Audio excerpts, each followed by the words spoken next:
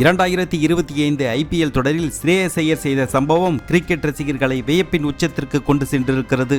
ஒரு கேப்டனாக ஸ்ரேயஸ் ஐயர் பல முடிவுகளையும் சுயமாகவே எடுத்தார். பிளே ஆஃப் சுற்றில் ராயல் சேலஞ்சர் பெங்களூரு அணிக்கு எதிரான போட்டியின் போது அந்த அணி 101 ரன்களுக்கு ஆல் அவுட் ஆன போது ரிக்கி பாண்டிங் மற்றும் ஸ்ரேயஸ் ஐயர் இடையே ஓய்வறையில் வாக்குவாதம் நடந்தது. ரிக்கி பாண்டிங் உடன் நேருக்கு நேர் நின்று வாதம் செய்யும் அளவுக்கு ஸ்ரேயஸ் ஐயர் கேப்டன்சியில் தேர்ந்தவரா என்ற சந்தேகம் அப்போது இருந்தது. ஆனால் அடுத்த போட்டியில் மும்பை இந்தியன்ஸ் அணிக்கு எதிராக வெற்றி பெற்று தாங்கள் இன்னும் போரில் தோற்கவில்லை என்பதை ஆணித்தரமாக நிரூபித்திருக்கிறார்.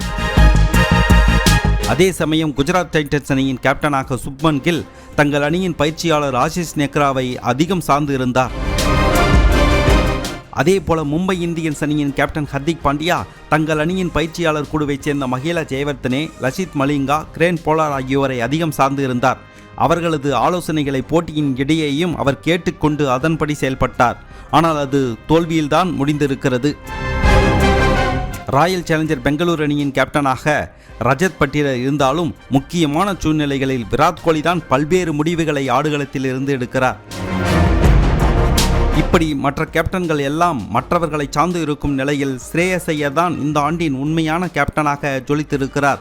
இறுதிப் போட்டியில் தனது கேப்டன்சியால் பஞ்சாப் கிங்ஸ் அணிக்கு கோப்பையை பெற்றுக் கொடுப்பாரா என்று பொறுத்திருந்து பார்க்கலாம்.